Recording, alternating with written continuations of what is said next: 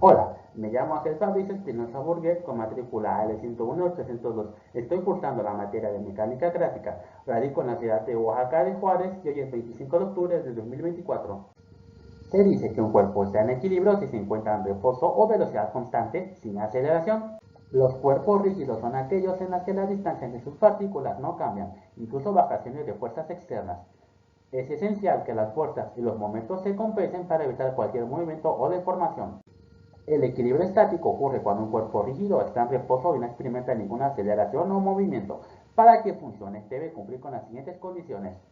Fuerza neta cero. La suma de todas las fuerzas aplicadas debe ser igual a cero. Esto asegura que el cuerpo no se mueva en ninguna dirección. Momento cero. La suma de todos los momentos o torques alrededor de cualquier punto debe ser cero. Esto previene que cualquier rotación del cuerpo. Las principales diferencias entre el equilibrio dinámico y las fuerzas de inercia son las siguientes. En el equilibrio dinámico, el estado de velocidad es constante, es decir, no hay cambios en la velocidad o dirección del movimiento, lo que significa que no existe aceleración. En las fuerzas de inercia surgen en sistemas acelerados, pues las fuerzas de inercia son resultado directo de la aceleración y por tanto se experimenta un cambio en la velocidad.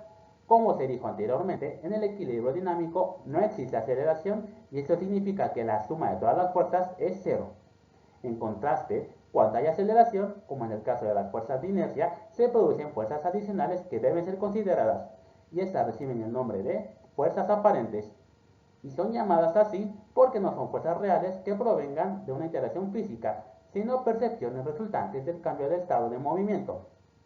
En el equilibrio dinámico se encuentra dentro de un marco de referencia inercial, ya que en este las leyes de movimiento de Newton se aplican sin necesidad de considerar fuerzas ficticias.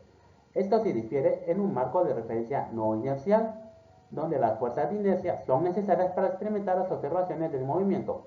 Resumiendo, la diferencia grave entre el equilibrio dinámico y las fuerzas de inercia radica en la presencia o ausencia de la aceleración.